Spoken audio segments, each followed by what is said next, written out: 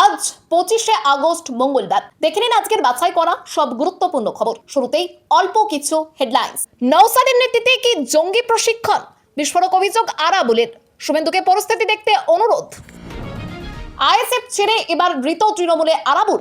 বিধানসভায় বিরোধী দলনেতার ঘরে দেখা গেল ভাঙড়ের নেতাকে। অধিকাংশের ভাতা বন্ধ, বিজেপি ঠিক করবে যোগ্য অযোগ্য। অন্নপূর্ণা যোজনা প্রসঙ্গে প্রশ্ন মমতার। এছাড়াও রয়েছে আরো অনেক খবর। এবার আসছি বিস্তারিত সংবাদে। আবার আক্রান্ত আরাবুল ইসলাম। আরাবুলের আঙ্গুল আইএসএফ এর চেয়ারম্যান তথা ভাঙড়ের বিধায়ক নওশাদ সিদ্দিকীর দিকে। মুখ্যমন্ত্রী শুভেন্দু অধিকারীর কাছে নিরাপত্তার আবেদন করার পাশাপাশি ভাঙড়ের আইন শৃঙ্খলা পরিস্থিতির দিকে নজর দিতে অনুরোধ করেছেন তিনি। আরাবুলের অভিযোগ, ভাঙড়ে জঙ্গি প্রশিক্ষণ চলছে, পুলিশ প্রশাসনও এদের ঠেকাতে পারবে না। সোমবার ভাঙড় 2 পঞ্চায়েত সমিতির অফিসে গিয়ে নিজের দপ্তরে ঢোকার পর উত্তেজনা শুরু হয়। অভিযোগ, আইএসএফ কর্মী সমর্থকেরা বিক্ষোভ করেন এবং চোর চোর স্লোগান ওঠে। অশান্তি এড়াতে পুলিশ আরাবুলকে চলে যেতে অনুরোধ করে।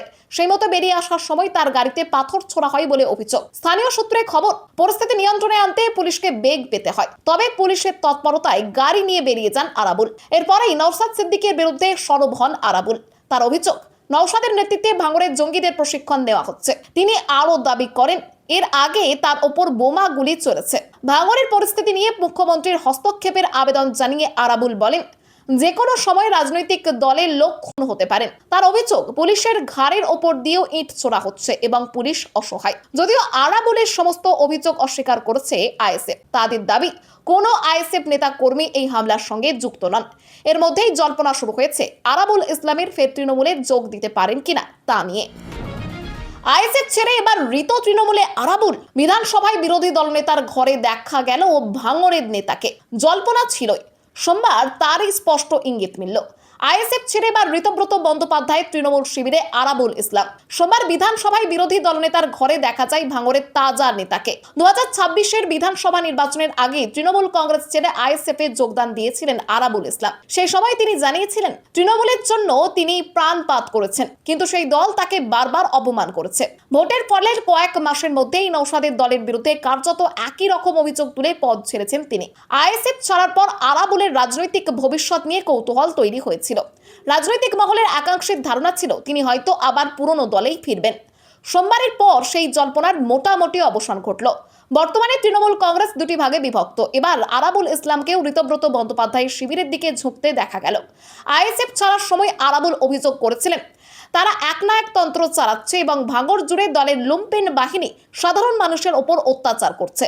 নওশাদও আরাবুলের দল ছাড়া নিয়ে কটাক্ষ করেছিলেন। ঋতব্রত তৃণমূল ছেড়ে কালীঘাট তৃণমূলে ফিরলেন আমডাঙ্গার বিধায়ক।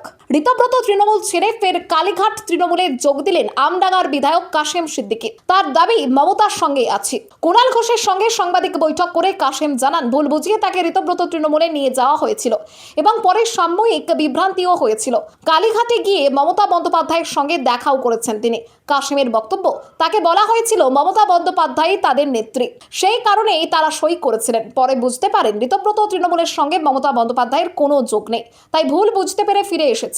তার দাবি, আগেও মমতা বন্দ্যোপাধ্যায়ের ছবি নিয়েই লড়াই করেছেন এবং আগামী দিনেও মমতা বন্দ্যোপাধ্যায়ের সঙ্গে থেকেই লড়াই করবেন। এর আগে বসিরহাট উত্তরের বিধায়ক তৌসিফুর রহমান এবং বারুইপুর পূর্বের বিধায়ক বিভাস সর্দারও মমতা বন্দ্যোপাধ্যায়ের শিবিরে ফিরে এসেছিলেন। অন্যদিকে কুণাল ঘোষ দাবি করেছেন, কালীঘাট তৃণমূলের সঙ্গে সংখ্যাগরিষ্ঠ তৃণমূল বিধায়ক রয়েছেন। প্রয়োজনে গোপন ব্যালটে ফ্লোর টেস্টের চ্যালেঞ্জও দিয়েছেন তিনি। অধিকাংশের ভাতা বন্ধ, বিজেপি ঠিক করবে যোগ্য অযোগ্য। অন্নপূর্ণা যোজনা প্রসঙ্গে প্রশ্ন মমতার। রাজ্য জুড়ে অন্নপূর্ণা যোজনার টাকা না পাওয়ার অভিযোগে উপভোক্তা মহিলাদের অসন্তোষ ও বিক্ষোভের পারদ চড়তেই এবার ময়দানে নামলেন রাজ্যের প্রাক্তন মুখ্যমন্ত্রী মমতা বন্দ্যোপাধ্যায়। বিভিন্ন জেলায় পথ ও রেল অবরোধ এবং স্থানীয় বিজেপি নেতা ও মন্ত্রীদের ঘিরে ক্ষোভ প্রদর্শনের ঘটনার উল্লেখ করে সরাসরি নতুন বিজেপি সরকারকে তোপ দাগলেন তিনি। মমতা বন্দ্যোপাধ্যায়ের দাবি, বিধানসভা নির্বাচনের আগে পর্যন্ত রাজ্যের যেসব মহিলারা লক্ষ্মীর ভাণ্ডারের সুবিধা পেতেন, তাদের মধ্যে প্রায় 75% ভাতাই বর্তমানে বন্ধ হয়ে গিয়েছে বা আটকে রাখা হয়েছে।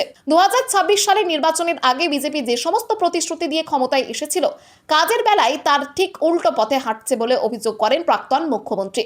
মমতা বলেন, নির্বাচনের আগে অন্নপূর্ণা যোজনা নিয়ে বড় বড় প্রতিশ্রুতি দেওয়া হলেও এখন সুবিধা দেওয়ার নামে জটিল ফর্ম ফিল আপ এবং নানান নিয়ম কানুন চাপানো হচ্ছে।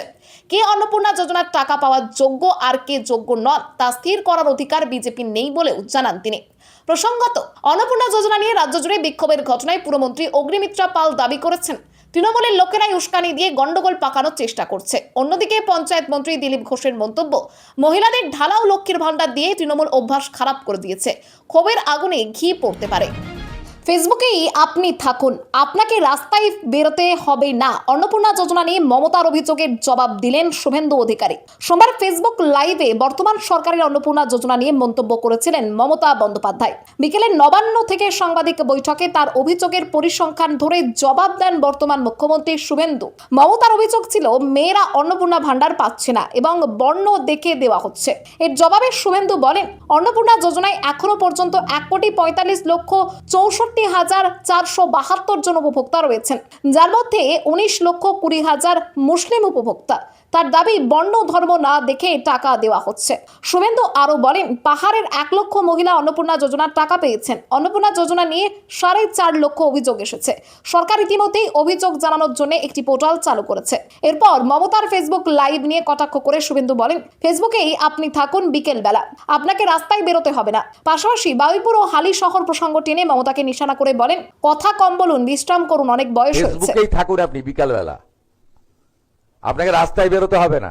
রাস্তায় বেরোতে হবে না, রাস্তায় আপনি যাতে না বেরোতে পারেন তার ব্যবস্থাও আমি করব। বাংলা পলিটিক্সের সমস্ত খবর প্রতিদিন সকালে দেখতে সাবস্ক্রাইব করুন আমাদের বি পলিটিক্স চ্যানেলটি। আর একটা লাইক করার অনুরোধ রইল, আপনার একটা লাইক আমাদের কাজ করার উৎসাহ অনেকটাই বাড়িয়ে দেয়। ফারাক্কা সব লক গেট দ্রুত খুলে দেওয়া হোক, বাড়ছে গঙ্গার জলস্তর। বৃষ্টিতে বেহাল বিহার, সব গেট খোলার অনুরোধ বিহারের। ভারী এবং টানা বৃষ্টির কারণে গঙ্গা নদীর জলস্তর ক্রমশই বাড়ছে, ফলে বিহারের নিচু এলাকাগুলিতে বন্যা পরিস্থিতির সৃষ্টি হয়েছে। সংকটের মোকাবিলায় ফারাক্কা ব্যারেজের সমস্ত গেট খুলে দেওয়ার জন্য পশ্চিমবঙ্গকে অনুরোধ জানালো বিহার সরকার। কেন্দ্রীয় জল কমিশন রবিবার জানিয়েছিল, বিহারের রাজধানী পাটনার সমস্ত প্রধান ঘাটে গঙ্গার জলস্তর বিপদ সীমার ওপর উঠে গিয়েছে। পাটনার সচিবালয় সূত্রে জানা গিয়েছে, বন্যা পরিস্থিতি সম্পর্কে বিহারের মুখ্যমন্ত্রী সম্রাট চৌধুরী সোমবার পশ্চিমবঙ্গের মুখ্যমন্ত্রী শুভেন্দু অধিকারীর সঙ্গে ফোনে কথা বলবেন এবং তাকে পরিস্থিতির গুরুত্ব সম্পর্কে অবহিত করেছেন।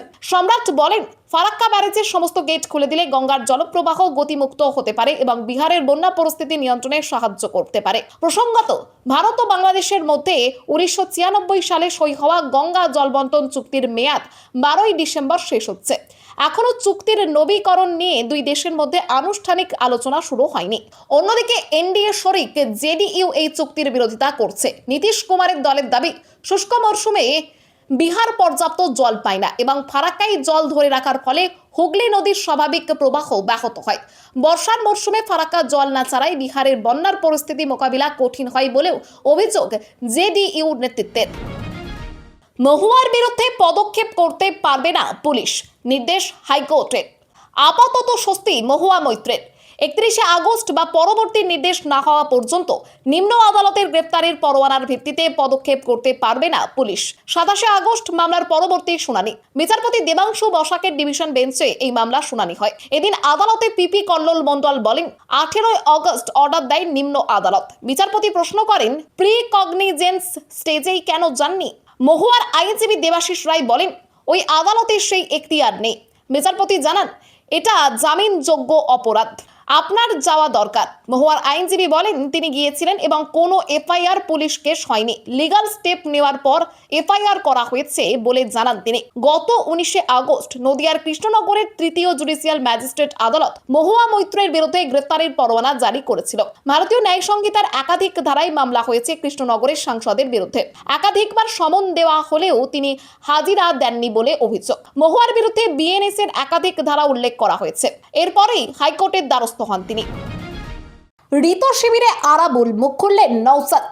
এতদিনের সঠিক জায়গায় কটাক্ষ সিপিএম বিধায়ক মুস্তাফিজুরের। তৃণমূল থেকে বিধানসভা ভোটের টিকিট না পেয়ে আইএসএফে যোগ দিয়েছিলেন আরাবুল ইসলাম। ক্যানিং পূর্ব বিধানসভা থেকে প্রার্থী হলেও শেষ পর্যন্ত ভোটে হারের মুখ দেখতে হয়েছিল তাকে। এবার আইএসএফ ছেড়ে ঋতব্রত বন্দ্যোপাধ্যায় পন্থী তৃণমূল কংগ্রেসের পথে পা বাড়ালেন আরাবুল। এদিন বিধানসভায় গিয়ে ঋতব্রত বন্দ্যোপাধ্যায়ের সঙ্গে দেখা করেন তিনি। তবে ঋতব্রত শিবিরে যোগ দেওয়ার নিয়ে আরাবুল নিজে স্পষ্ট করে কিছু বলেননি। আরাবুলকে দলে নেওয়া এবং ভোটে টিকিট দেওয়া নিয়ে আগে প্রশ্ন উঠেছিল। এবার তার দলবদলের পর আইএসএফ বিধায়ক নওশাদ সিদ্দিকী বলেন, আরাবুল নিজের অতীত কৃতকর্ম নিয়ে অনুতপ্ত ছিলেন বলেই তাকে সুযোগ দেওয়া হয়েছিল। নওশাদ আরো বলেন, নীতির লড়াই চলবে, কাটমানি নেওয়া বা ধমকে চমকে কোনো কাজ করা যাবে না। অন্যদিকে দল বদল নিয়ে আরাবুলকে কটাক্ষ করেছেন ডোমকলের সিপিএম বিধায়ক মোস্তাফিজুর রহমান রানা। তার দাবি, আরাবুল এতদিনে সঠিক জায়গায় গেছেন, অর্থাৎ বিজেপি পোষিত তৃণমূল কংগ্রেসে। নেতাজি ইস্যুতে অনন্ত মহারাজকে কুলাঙ্গার বললেন বিজেপি বিধায়ক অসীম সরকার।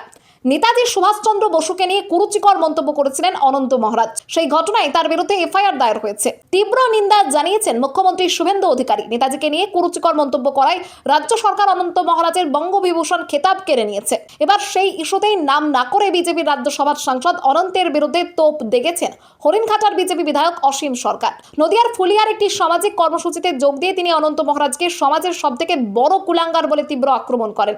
অসীম সরকার বলেন, কিছু বিধায়ক ও সাংসদের শিক্ষাগত যোগ্যতা নিয়ে সন্দেহ হয়। একজন রাজবংশী সম্প্রদায়ের মানুষ আদৌ স্কুলে গিয়েছেন বলে মনে হয় না। সেই মানুষটি আবার নেতাজিকে নিয়ে কুরুচিকর মন্তব্য করেছেন। যদিও নাম উল্লেখ করেননি অসীম সরকার, তবে রাজনৈতিক মহলের মতে তার নিশানায় ছিলেন অনন্ত মহারাজ। পরে অসীম সরকার বলেন, নেতাজির অপমান আমি কোনোভাবেই মেনে নিতে পারছি না। বিষয়টি নিয়ে আইনি ব্যবস্থা নেওয়া উচিত। মুখ্যমন্ত্রী নিজেই কড়া পদক্ষেপ নিতে বলেছেন। স্থিতিশীল মীরা ভট্টাচার্য আজ হাসপাতাল থেকে ছুটির পরিকল্পনা। পশ্চিমবঙ্গের প্রাক্তন মুখ্যমন্ত্রীর প্রয়াত বুদ্ধদেব ভট্টাচার্যের স্ত্রী মীরা ভট্টাচার্যের শারীরিক অবস্থা সম্পূর্ণ স্থিতিশীল। সোমবার হাসপাতালের তরফে জানানো হয়েছে, তার প্রয়োজনীয় শারীরিক পরীক্ষা নিরীক্ষা ও মূল্যায়ন সফলভাবে সম্পন্ন হয়েছে এবং চিকিৎসা ব্যবস্থাও সুনিশ্চিত করা হয়েছে। শারীরিক অবস্থা স্থিতিশীল থাকলে আগামী 25শে আগস্ট 2026 মঙ্গলবার বিকেলের দিকে তাকে হাসপাতাল থেকে ছুটি দেওয়ার পরিকল্পনা করা হয়েছে। গত 21শে আগস্ট শারীরিক অসুস্থতার কারণে তাকে উডল্যান্ডস মাল্টি স্পেশালিটি হাসপাতালে ভর্তি করা হয়েছিল। জানা গিয়েছে, প্রায় 2 সপ্তাহ ধরে পেটে তীব্র যন্ত্রণায় ভুগছিলেন 76 বছর বয়সী মীরা দেবী। শুক্রবার আচমকাই অসহ্য যন্ত্রণা শুরু হওয়ায় তাকে হাসপাতালে ভর্তি করানো হয়। তার চিকিৎসার জন্য বিশেষ মাল্টিডিসিপ্লিনারি মেডিকেল বোর্ড গঠন করা হয়েছিল। হাসপাতাল কর্তৃপক্ষ জানিয়েছে, ছুটি পাওয়ার আগে পর্যন্ত তার ওপর নজরদারি এবং প্রয়োজনীয় মেডিকেল কেয়ার বজায় থাকবে। পূজার মধ্যে সাইক্লোন, ভারী থেকে অতি ভারী বৃষ্টি হতে পারে দক্ষিণবঙ্গে। আগে ভাগে আবহাওয়ার আপডেট জানুন।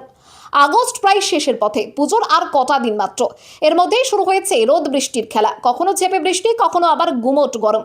পুজোর সময় কেমন থাকবে দক্ষিণবঙ্গের আবহাওয়া, তা নিয়ে সকলের মনে প্রশ্ন। বর্ষা যাওয়ার পথেও খেল দেখাচ্ছে। দুদিন সামনে ব্রেক নেওয়ার পর চলতি সপ্তাহতেও কয়েকটি জেলায় ভারী বৃষ্টির পূর্বাভাস রয়েছে। এছাড়া দক্ষিণবঙ্গের কলকাতা, হাওড়া, হুগলি, উত্তর 24 পরগনা, দক্ষিণ 24 পরগনা, পূর্ব মেদিনীপুর, পশ্চিম মেদিনীপুর, ঝাড়গ্রাম, পুরুলিয়া, বাঁকুড়া, পূর্ব বর্ধমান, পশ্চিম বর্ধমান, বীরভূম, মুর্শিদাবাদ এবং নদিয়ায় বিক্ষিপ্ত বৃষ্টির সম্ভাবনা রয়েছে। বিশিষ্ট আবহাওয়াবিদদের মতে সেপ্টেম্বর মাসে চূড়ান্ত আকার নিতে পারে সুপার এলনিনো, যার জেরে পুজোর সময় ভারী থেকে অতি ভারী বৃষ্টি থেকে সাইক্লোনও হতে পারে। অক্টোবর মাসে তাপমাত্রা অত্যধিক বেশি থাকতে পারে এবং সাইক্লোনিক বৃষ্টির সম্ভাবনা থাকবে, তবে এটা পূর্বাভাস মাত্র। এদিকে নিম্নচাপের প্রভাবে ফের দক্ষিণবঙ্গে ভারী বৃষ্টির সম্ভাবনা তৈরি হয়েছে। সোমবার ঝাড়গ্রাম ও পুরুলিয়ায় সতর্কতা জারি হয়েছে। বুধবার পর্যন্ত ঝড় জলের হাত থেকে রেহাই নেই দক্ষিণবঙ্গে। খবর আজকের মতো এখানেই শেষ। আবার আসছি আগামীকাল।